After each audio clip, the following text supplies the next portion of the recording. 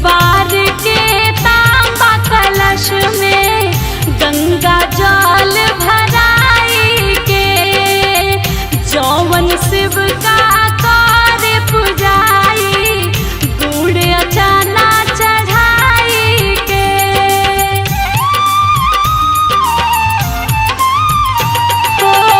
शुक्रवार के तांबा कलश में गंगा जल भराई के जौवन शिव का कर पुजाई गुड़ चना चढ़ाई के।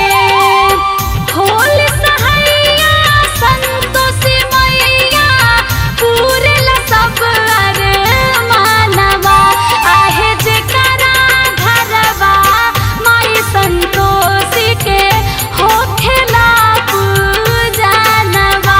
आहे जेकरा घरवा माई संतोषी के होखेला पूजनवा।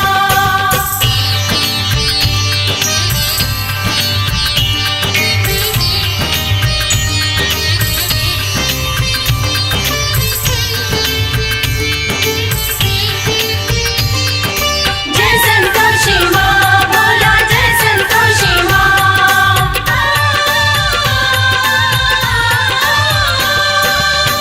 रिद्धि सिद्धि के पुत्री हाई दुलरी बेटी गणेश के माई संतोषी विपत हरेली दूर करेली कलेश के।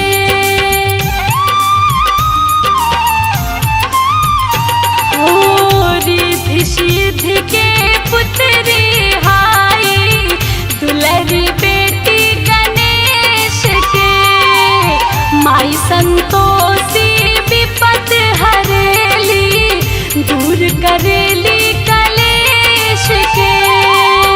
सोना चांदी हीरा मोती से भगत के भरेली खजानवा आहे जेकरा घरवा माई संतोषी के होखेला पूजनवा। आहे जेकरा घरवा माई संतोषी के होखेला पूजनवा।